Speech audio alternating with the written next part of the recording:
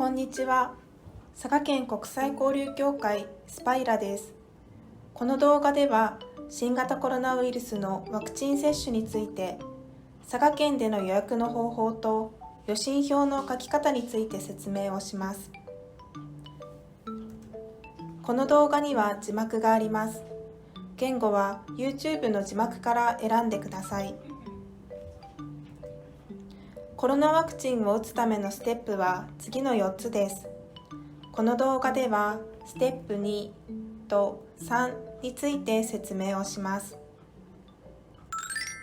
ワクチン接種の予約をする。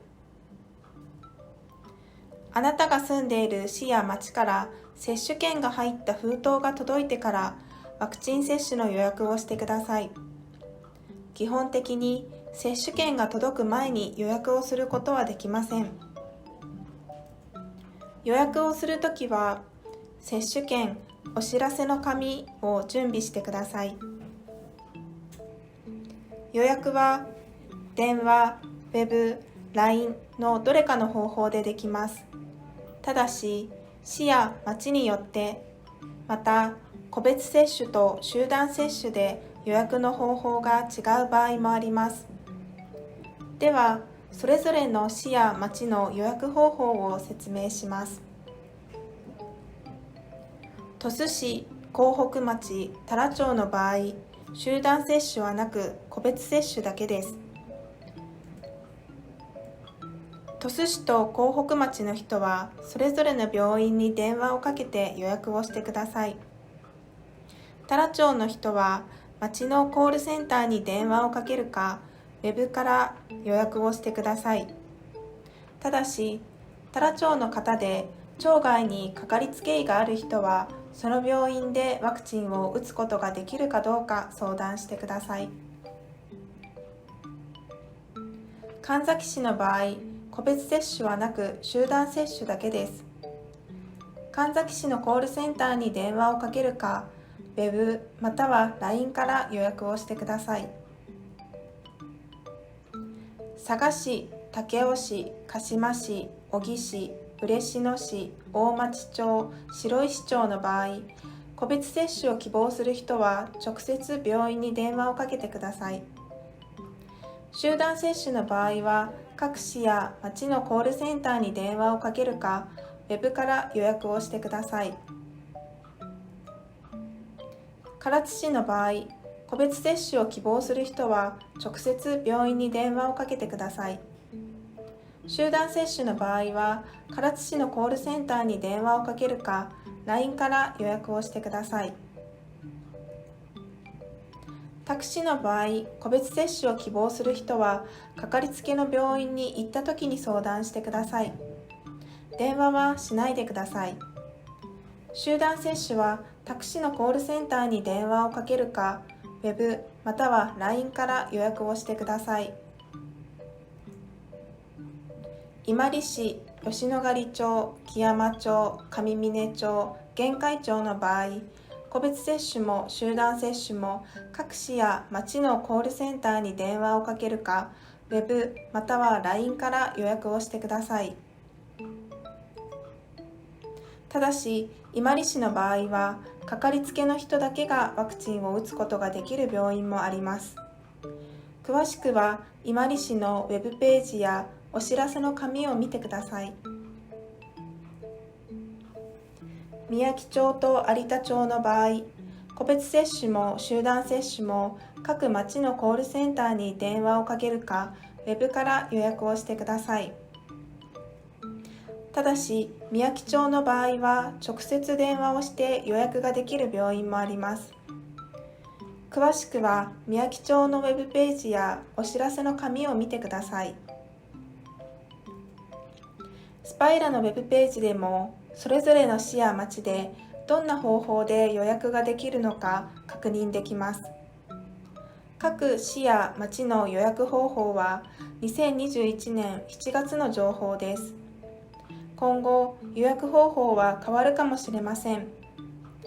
新しい情報は市や町のウェブページを見てください。予約をするとき、接種券番号の情報が必要です。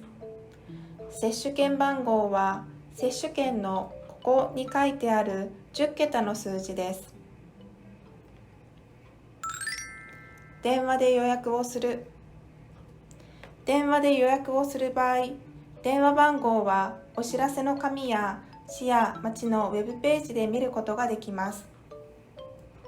日本語で電話をかけるのが難しい人は、コロナワクチン予約・接種電話通訳サービスに電話をしてください。電話通訳サービスの電話番号は 092-687-5006 です。現在、20の言語の電話通訳を使うことができます。通訳のお金は無料です。予約をするときの電話通訳サービスの使い方です。まず、電話通訳サービスに電話をして、オペレーターに通訳してほしい言語とワクチン接種の予約をしたいことを言ってください。個別接種と集団接種、どちらをしたいか決めていれば、それも伝えてください。オペレーターには日本語ではなく、あなたの言語で話してもいいです。その後、通訳者があなたの住所を聞いて、そこの市や町の病院やコールセンターに電話をかけてくれます。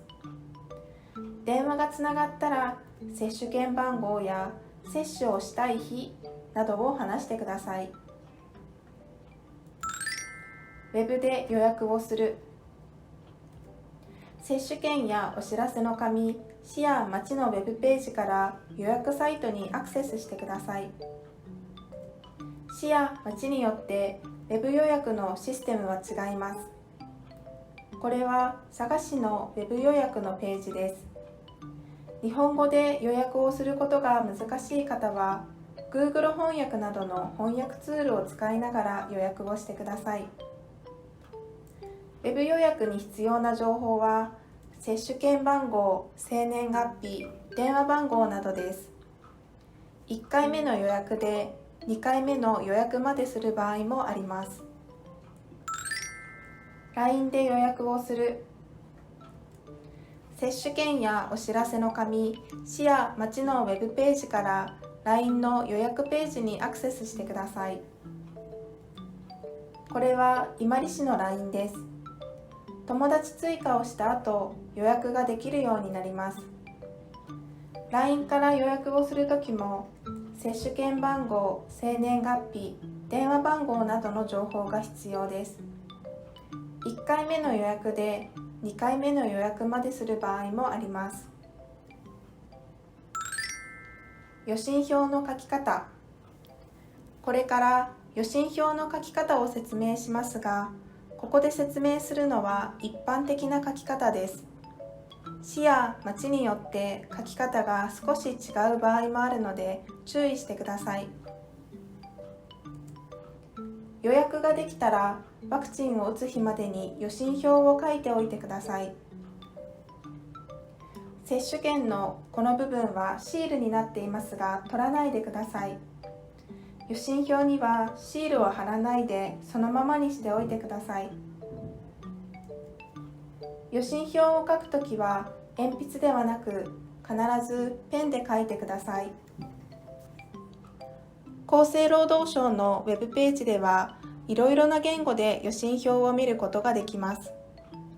予診票の日本語が理解できないときは、ここを見てください。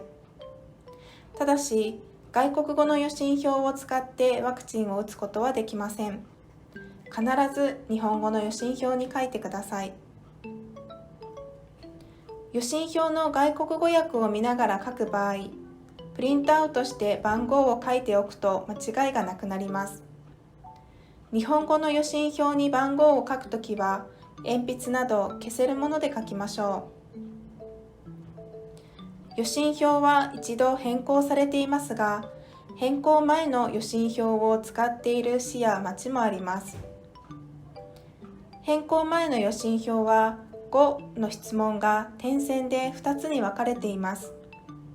番号を書くときは、この質問は1つと考えて、このように5と番号を書いてください。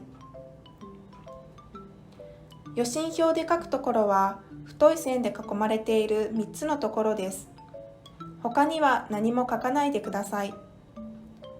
書く文字は漢字、ひらがな、アルファベット、どれでもいいです。1つ目のところですが、ここにはあなたの住所や名前などを書きます。まず、佐賀と書いて県に丸をしてください。ここには市や町の名前を書きます。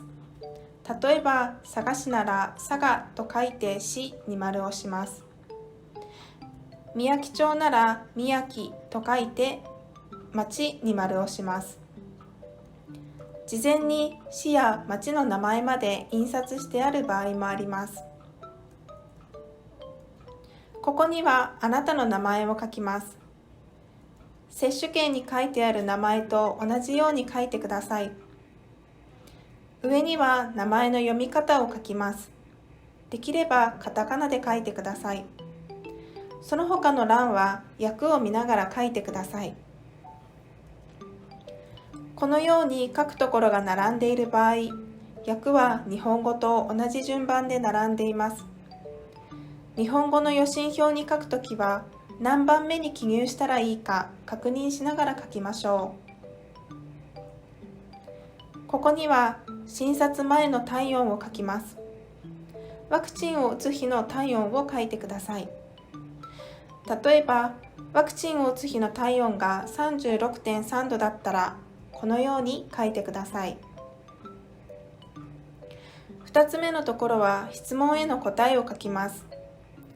訳の質問を読んで、はいの場合は左側にチェックを、いいえの場合は右側にチェックをしてください。では、これから書くときに注意が必要な質問について説明をします。1の質問は、新型コロナワクチンを初めて打つかどうかについてです。1回目の接種の時は、はいにチェックをしてください。2回目の接種の時は、いいえにチェックをして、1回目にワクチンを打った日を書いてください。3の質問は、新型コロナワクチンの説明書を読んで、効果や副反応について理解したかどうかについてです。厚生労働省のウェブページでは、いろいろな言語で新型コロナワクチンの説明を読むことができます。日本語の説明書が難しいときは、こちらの資料を読んで答えてください。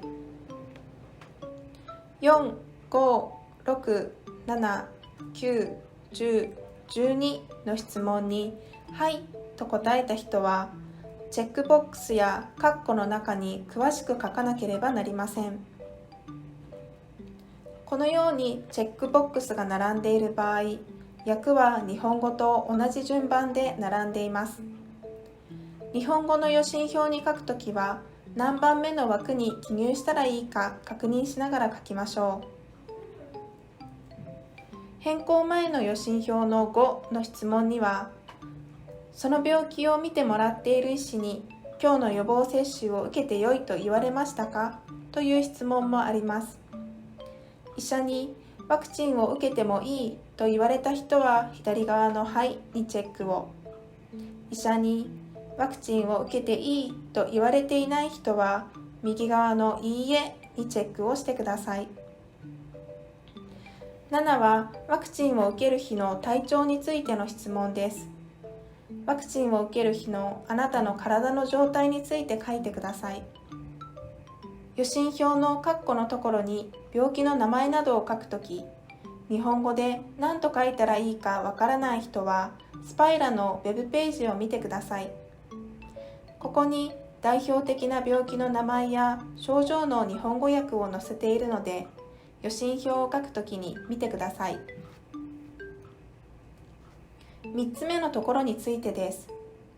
ワクチンを打つことを希望する方は、左側のボックスにチェックを入れてください。その下にワクチンを打つ日を書いて、あなたの名前を読めるように書いてください。日付は年、月、日の順番で書きます。以上上、佐賀県での予約方法と予診票の書き方を説明しました。予約方法や予診票の書き方について質問があれば、スパイラまたは佐賀多文化共生センターまで連絡してください。